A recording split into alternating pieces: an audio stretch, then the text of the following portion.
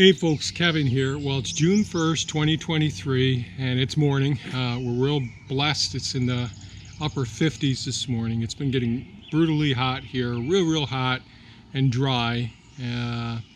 Every place I drive on the property, we get these big clouds of dust going up. But today's video is going to be about the potato patches in the eastern garden plots. But before going into that, just want to say our thoughts are with everyone. I hope you're staying safe in Nova Scotia, the big wildfires up there and all. A lot of the smoke's coming across here. It's affecting Minnesota as well as other states and part of, I guess, getting down to New Jersey and all. We're here in Oswego, New York, so we're really blessed. We haven't been affected yet, fingers crossed. But, you know, it certainly is a hell of a thing with the fires and all. The devastation and destruction, it's just terrible. So just wanted to mention that. In the eastern, and yesterday I posted a video, or this morning I posted a video about the working in the maple, the Japanese maple gardens. I'm watching the kingbirds flying around here. The putting in the mulch and doing the transplants, getting the hostas in, the compost, the mulch, the leaf material below all of that, and then getting the front garden set. So all of that was really good, and I mentioned at the end of the video I was going to put in the music or the sound from recording down by the beaver ponds, which is I think about 23 hours long, but my computer kept crashing trying to add that music, so I used the typical royalty-free music with the nature sounds in the background. So apologize for that. I'll try and figure out how to shorten I'll cut the audio track from down and back, which is pretty cool. If you enjoy nature sounds, you'd enjoy these soundtracks. So I'll try and edit those. But today I was going to talk about in the eastern garden plot with the russet potato patch that we're putting in, that I just got in, and the sweet potatoes that I haven't finished getting the bed prepped yet. So the tool that I'm using, that I use for the russet potatoes, I'm using the BCS 749 Italian-made tractor here, which is really two-wheeled walk-behind tractors are just amazing for the small-scale farmer and all. And I have several attachments. Now this one is the rototiller that I use, and this is a BCS rototiller. It is a great rototiller, but I hardly ever use the rototiller anymore. But when I'm planting, now I should say this, the russet potatoes and the sweet potatoes, we had cover crops on both of those, and we just terminated those a short time ago with the BCS tractor with the flail mower. So this tractor, the handlebars go to the other side, both sides of this, so that when you're using the rototiller, you're using the unit, the actual rototiller on the back of the BCS tractor. And the tractor really doesn't change too much, but when we're using the flail mower, it's on the front of the tractor. So the handlebars go to the other side of the tractor, and it makes this a very versatile and an amazing piece of equipment. Now I'll be using the flail mower out back under the solar panels and a few other places the next couple of days. Hopefully if I can get to that. But as I mentioned, we're pretty much a minimum till. I only use this maybe once a year. And I only use it typically on one bed, like the potato bed. So we flail mowed first, knock down the cover crop, and we get it down to about a ½ inch high. And all of that material is just chopped up into a very fine mulch that would get absorbed into the soil. So when I did the sweet potato bed, that material is all broken up into small particles, ½ inch in length about. Well, you can see some of the particles here on the top of it. That's how big the material is. And that we put compost on top of it. We'll go over there and look at that in a moment. But the BCS tractor, the walk-behind tractor, it's an amazing piece of equipment. I'll be using Mini Me, the Kubota B2601 as well this morning, moving more mulch. But we'll go over now and take a look. Here's what the cover crop looks like when you let it go. And we're going to let this go right to seed. You see little seed pods are just starting to come up. The bees have been having a wonderful time here. But this is the central garden, which I may end up planting part of this. I haven't decided yet. We've just been too darn busy around here.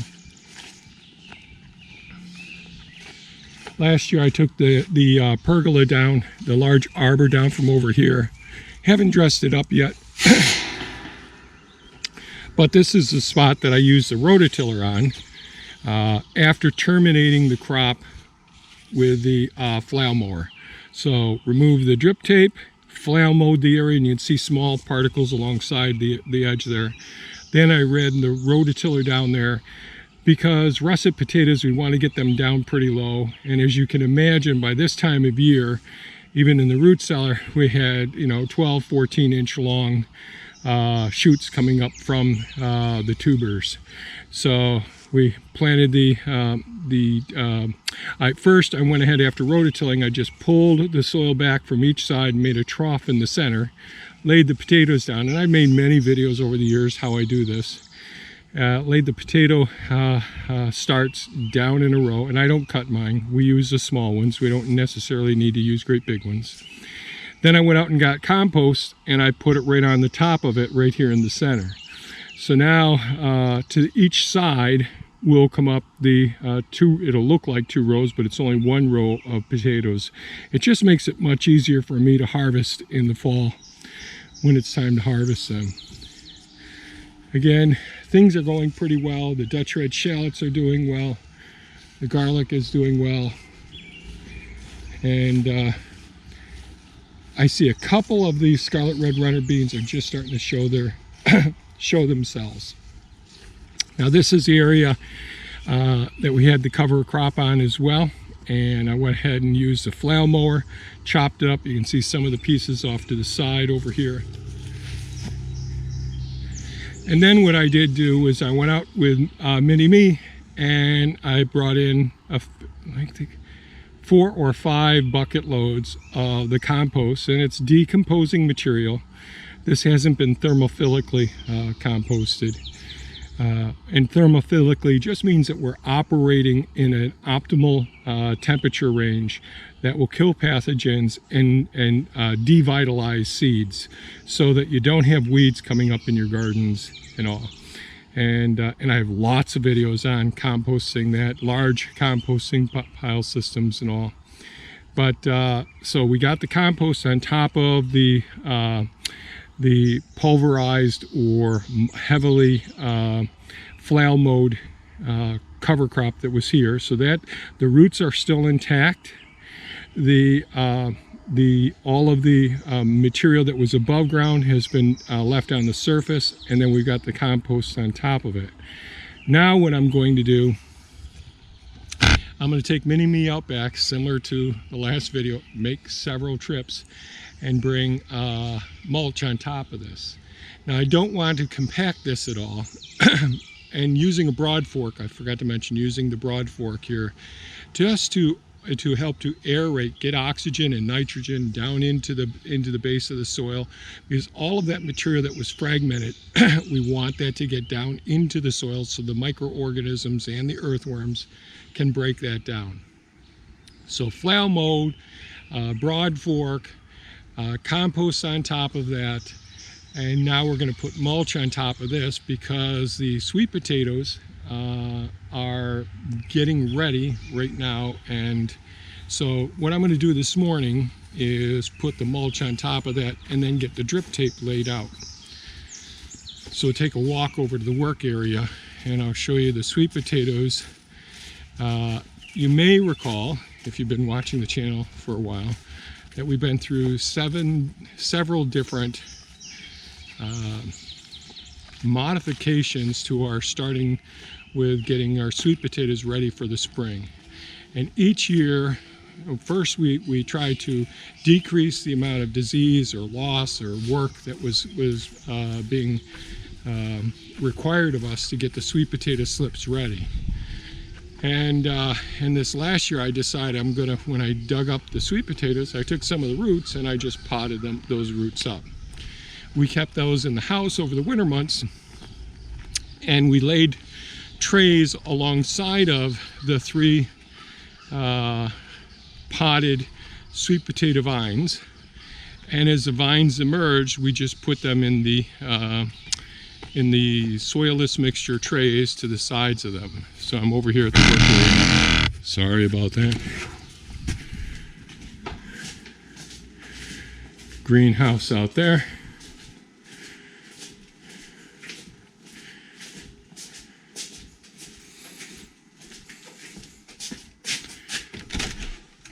Some of the potted plants we're going to recapture the soil, reuse that, reuse the pots. We're going to get the citrus out soon. But here there was originally 3 of the sweet potato vines and all. And so these were kept in the house, and then we brought them over here. And when we brought them over here, we laid them down so that the vines would expand out, lay out on the surface of the soil, and as they grew, we just expanded them more. Yesterday, Thea came in and trimmed off the vines that were coming out of these 4 plants, and because these already have some root. Now we'll just give these a couple of days to a week at the most, and then we'll get these out and plant them into the mulch material excuse me, that we just talked about. So this all started from saving 3 or 4 of the roots sections. And this was last fall. You can look at the video harvesting the sweet potatoes. And on that, I went ahead and grabbed several of the vines and the roots from some of the sweet potatoes that are attached to the sweet potatoes, put them on the tractor, then brought them over, and we potted them up. And then they went into the house over the winter months. As they grew, we just laid the vines down on the surface, put a little bit of soil over the surface of the vines as they would come out. And each one of these spots start to send down roots. So that's what we did. So what I'm going to do now is, and I don't know that I'll record any of this, I'm going to go out, get Mini-Me, get some loads of the mulch, lay that down on top of the area that we just talked about where the sweet potatoes are going. And I'm not going to mulch the russet potatoes yet because it has a compost on those to this point. So I'm going to give that some time, wait for the weed seeds to germinate, and there will be weeds that grow up over there, and wait for the russets to start making their way up. When it's time to hill them, I'll use the mulch to hill them at that time. With the sweet potatoes, we get the mulch down first.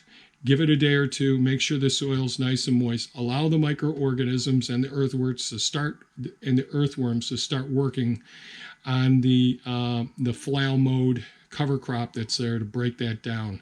Roots are still being broken down now. They're just starting to get broken down since the cover crop was just terminated. That will optimize the nutrients in the bed and give these guys a chance to get started. And we have a short growing season here, so that's the reason why we do this. So far, this is the least amount of work we have to do to get our sweet potatoes started, and we love our sweet potatoes, and we always have really good crops. So I'm going to get started. Here we go.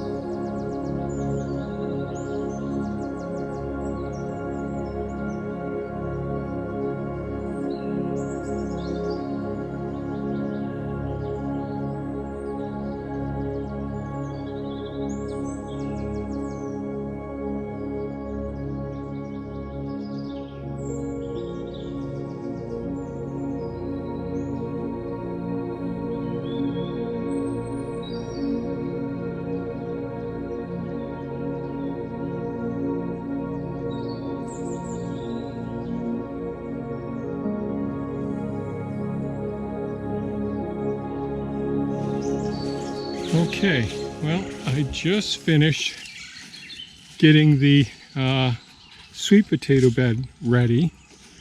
We're not quite ready for everything yet, but I use Mini-Me.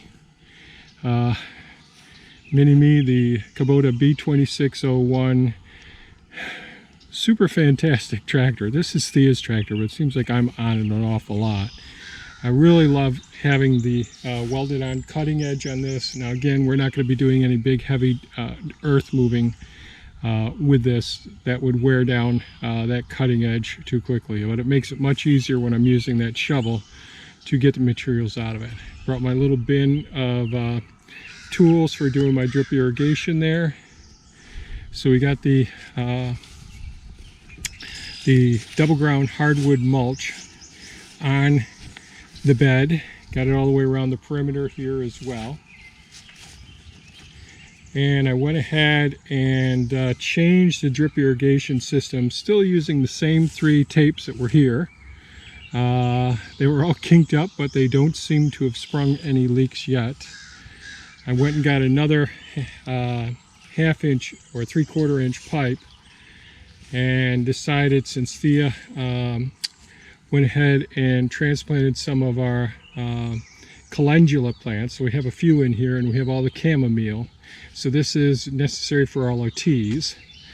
And I think what I'll do is I'll put some more clover in here and right over in here as well. That all works out pretty well. I've been working over in here, so everything's crunched down with the white clover here. So it's going to be hard for me to harvest the seeds from this white clover when it goes, but this is beautiful stuff. So I've got the drip irrigation on for 30 minutes. We'll make sure there aren't any significant leaks here. But all in all, it works out. So from here, from one of these strawberry beds, I use a shutoff here going into this tube, which goes down over the edge there, feeds into a garden hose. The garden hose extends over to here. So at any time I can turn that little green knob there, is a little ball valve, and turn that off to shut off any individual drip tape. Or if I shut off all 3 of these, that will stop the supply to this line feeding over here as well. And that's the way I've had it until today, until I got this bed set. So this is our sweet potato bed. We'll see how things work out this year. Like I said, we started off with 3 of the roots from last year, and I'll try to remember to put a link in the description below. Try to remember to do it from when harvesting. But we also have a whole playlist of our starting sweet potato slips over several years, how I've modified each year over time. So there's a whole bunch of videos on how we've changed things over time. Now we're in a very cold temperate climate here with winters, so our growing season isn't long enough to just leave sweet potatoes in the ground. If you're lucky enough to be in those places, fantastic. We're just in a place where we've got to start the slips or save the roots, pot them up, extend the vines over soil, let those vines root, then transplant them into your beds after Memorial Day weekend. So we're getting close to getting those transplanted in here.